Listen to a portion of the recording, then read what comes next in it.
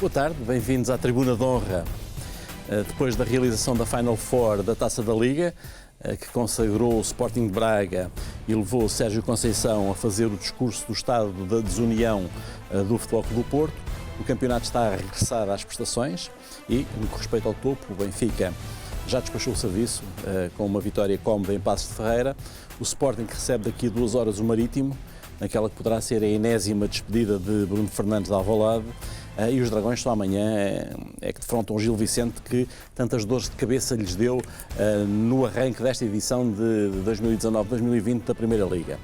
Também merecem destaque os triunfos fora de Vitória de Setúbal, que já espantou o vírus, e Boa Vista, e ainda a vitória no Jamor do Bessado sobre o Portimonense, quando se sabe que foi estabelecido, com o alto patrocínio da Federação Portuguesa de Futebol, um período de 40 dias de trégua para tentar encontrar uma solução para o diferendo entre o Clube de Futebol Os Belenenses e a Bessade. Para falar de tudo isto e do que mais vier à conversa, comigo aqui no estúdio 1 da Bola TV estão os comentadores que o universo inteiro consagrou. A jogar em casa está o muito apreciado jornalista e coordenador da Bola TV, Jorge Pessoa e Silva. Obrigado. E, como sempre, acompanha-me o ilustre e antológico sportinguista Sérgio Brandes Mendes e o ladino e omnisciente benfiquista António Bagão Félix. Antes de darmos o pontapé de saída nesta edição da Tribuna, vamos guardar um momento para recordar um dos maiores desportistas de todos os tempos, Kobe Bryant, precocemente desaparecido ontem em Los Angeles, num desastre de helicóptero, que descansa em paz. Sérgio, vou começar por si. 20 anos na NBA, sempre no mesmo clube, um caso extraordinário de identificação com os Los Angeles Lakers e uma grande perda para, agora nesta fase, sobretudo para a família e também para os milhões e milhões de admiradores que deixou. É verdade, e parece que foi uma imprevidência aquilo que aconteceu ontem, porque o nevoeiro cerrado não aconselhava de modo algum a viagem de helicóptero. São aquelas contingências da vida. Kobe Bryant era uma figura como Magic Johnson, como o LeBron James e outros grandes valores do basquete norte-americano, sempre com uma pendularidade extraordinária, com um homem extremamente reconhecido relativamente à afición. É uma perda grande para o desporto mundial, são aquelas coisas que acontecem. Infelizmente, morreu-lhe uma das filhas também, juntamente com ele, no desastre. Como o Zé Manuel disse, que esteja em paz, que é aquilo que nós desejamos.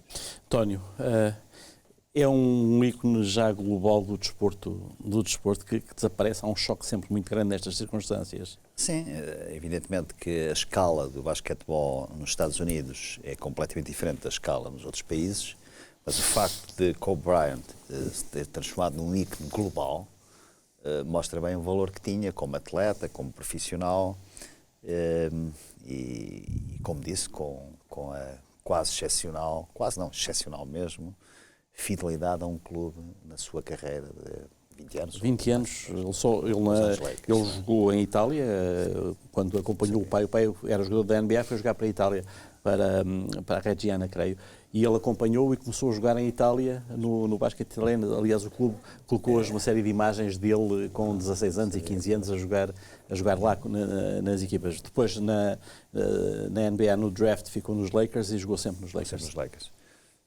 De facto, quiseram as circunstâncias e a coincidência, o destino, que umas horas antes de morrer ele tenha postado uma mensagem para o LeBron James, não é, que o ultrapassou na escala dos melhores pontuadores da NBA. Ele fez questão de ir ao jogo em que era previsível que o LeBron o ultrapassasse.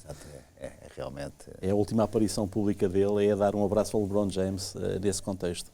É absolutamente icónico e significativo, sobretudo num mundo que é por vezes trata os atletas como peças, numa perspectiva quase anónima, às vezes mesmo como mercadoria, não é? O Kobe Bryant é o atleta e o desportista que morre, e é o homem, pai de 4 filhas, uma das quais morreu com ele. Jorge. É uma notícia que nos choca a todos, para já, pronto, todos amamos o desporto. E depois nos toca como seres humanos, porque se isto acontece ao Kobe Bryant, o que não nos poderá acontecer a nós, portanto, é sempre um alerta. dele, para além da excepcionalidade dos números, e isso nem vale a pena discutir, o facto de ele ser um herói não só como desportista, mas a consistência que ele tinha com pessoas, os projetos em que ele se envolveu depois da modalidade. Aliás, lembrar até as guerras que ele tinha com o Shaquille O'Neal. Enfim, outro jogador brilhante, mas ele estava-lhe sempre na cabeça, porque Shaquille O'Neal achava que não se treinava como devia e achava que o Shaquille O'Neal, que foi um jogador extraordinário, podia ter sido ainda mais se aplicasse como ele. O facto de ele ter escolhido o 24, que só anos mais tarde é que o conseguiu, com aquele simbolismo, 24 eram as 24 horas por dia que ele queria dedicar e dedicava ao basquetebol e à sua profissão. Tem 2 camisolas retiradas no Staples Center, o 8 e o 24, as 2 camisolas que ele usou. E então, mas ele quando pôde mudou logo para o 24, tinha esse simbolismo. Portanto, e alguém que evidentemente de classe, alguém que tinha classe, alguém muito respeitado, aliás, às vezes pelos mundos, os Grammys, o que é que aconteceu na cerimónia dos Grammys, com as homenagens que lhe foram feitas. E de facto, eu destaco muito esse último tweet que ele escreveu, quase que irónico, neste aspecto, uma passagem de testemunho ao LeBron James, as imagens inconsoláveis do LeBron James a sair do avião quando soube da morte do Kobe Bryant, e esse último tweet que é: leva o basquetebol contigo, no fundo quase uma passagem de testemunho, ele a nomear antes de morte. Enfim, a gente hoje interpreta à luz do que aconteceu, como é óbvio, e há sempre uma certa tendência para vermos aqui algo de quase poético, mas ele nomeou o sucessor antes da morte. E de facto, e que grande sucessor, mas pronto, fica isso, fica realmente a perda de um dos grandes desportistas de sempre. Fica também aqui o nosso registro, o nosso respeito e a nossa dor também pelo desaparecimento precoce deste grande desportista à escala mundial. À escala mundial também tem sido o escândalo que tem rodeado Isabel dos Santos, filha do antigo presidente de Angola. Veio a saber-se hoje, através dos advogados de Rui Pinto, o Écar, que está preso na sequência de queixas do Sporting e da Doyen, que teria sido ele a fornecer os dados a uma organização que depois fez chegar ao consórcio de jornalistas que trabalhou essa informação e a colocou na rua. Ficou a saber-se também, ainda há menos de uma hora, que Isabel dos Santos vai acionar esse consórcio de jornalistas e, para isso, contratou já uma das mais reputadas sociedades de advogados com sede em Zurique, na Suíça. Sérgio, este é um problema que toca ao futebol lateralmente, tocou no Cristiano Ronaldo, tocou depois nos e-mails do Benfica, que ainda não são metidos à lista, mas que também estão subjacentes, na queixa da Doyen, na relação com o Sporting, enfim. Como é que a Justiça deve lidar com estes casos em que há roubo de informação a entidades? Exatamente. E a várias entidades, a múltiplas entidades. Cá em Portugal foi a Procuradoria-Geral da República, foram sociedades de advogados, Portanto, como é que a Justiça deve lidar com esta matéria tão como sempre lidou. Fraturante? Como sempre lidou, e aliás vai ser este caso do chamado Luanda Leaks, vai ser um caso extremamente interessante e que, a meu ver, vai estar muito dependente a sua resolução do caso que opôs o Benfica ao Futebol Clube do Porto. Está, segundo eu sei, está em recurso no Supremo Tribunal de Justiça, porque se vai levantar o mesmo tipo de questão. Ou seja, se alguém tem o direito de forma ilícita, poder usar material que não lhe pertence. E esse é o que se está a discutir no caso do Benfica com o Futebol Clube do Porto. E este problema vai-se levantar igualmente neste Luanda Leaks. Porque, ao que se sabe, esta obtenção de 700 mil documentos, ou o que é, também foram contra a vontade, obviamente, das organizações pertencentes. Foram assumidamente roubados através dos advogados de... Se é verdade o que dizem, se é verdade, a ser verdade, então não pode haver, como já disse a doutora Ana Gomes, não pode haver 2 pesos e 2 medidas. A não ser uma coisa, que eu gostava também de conhecer a vossa opinião, que é, num caso, os documentos foram entregues a um consórcio de jornalistas que, de forma jornalística, fez a triagem entre aquilo que podia ser de interesse público e aquilo que não era de interesse público. O princípio é aquilo que a gente falou no outro caso, as coisas caíram na rua, foram colocadas em bruto e foram fornecidas à opinião pública em bruto. Mas diga, Sérgio, qual é a sua opinião em relação a isso? O princípio é o mesmo. O princípio é saber Se alguém tem o direito, contra a vontade do legítimo proprietário de determinado bem, pôr esse bem na rua. Aqui a questão... Sérgio, qual é a sua opinião? Zé Manel, isto por muito que é uma opinião, eu vou estar muito atento ao acórdão do Supremo. Porque eu não ponho... Mas agora o Luanda Leaks, com esta decisão de Isabel dos Santos, vai passar para um palco internacional. Provavelmente vai ser dirimido em tribunais estrangeiros, não os portugueses. Porventura, mas o princípio, nós em matéria de direito temos que ter um sentido unívoco, ou seja, quando se decide uma questão que no fundo toca várias outras questões, tem que haver uma linha de rumo muito certa. E no outro dia falámos aqui que era o problema da privacidade, do direito à privacidade, que um clube, uma pessoa em singular, tem no sentido de preservar assuntos que lhes dizem respeito e, portanto, em não deixar aquilo cair na rua. E esse problema vai se levantar, de certeza absoluta. O que é que acha? Qual é a sua opinião? Qual é a sua sensibilidade jurídica, por um lado, e a sua opinião pessoal? Eu, no outro dia aqui, na discussão que tivemos sobre o caso do Benfica e do Futebol Clube do Porto, eu só vejo um caminho a seguir. E por muito que seja discutível esse caminho, mas é o único onde nós nos podemos agarrar. É a defesa de um direito de personalidade, ou seja, do direito à privacidade. Não vejo outra forma. Porque, repare, transportar esta questão para o plano de interesse público ou interesse particular não nos dá segurança suficiente. E depois é casuística, é aleatório. Há um hacker que vai a uma determinada empresa e depois há outro que vai a outra. E depois ninguém sabe o que é que está por trás, porque é que vai a uma e porque é que não vai a outra. Enfim, isto abre aqui, mas eu quero sobretudo ouvir a vossa opinião, António. É muito difícil tomar uma posição segura sobre isto. Aliás, nós estamos agora confrontados contemporaneamente com uma questão essencial, não é? Como é que se formata, entre aspas, a justiça, o sistema judiciário, as leis penais, todas essas coisas que o Sérgio sabe melhor do que eu, perante um mundo que é completamente diferente, não é de há 50 anos, é de há 10, 5, 15. E nós não temos respostas para isso.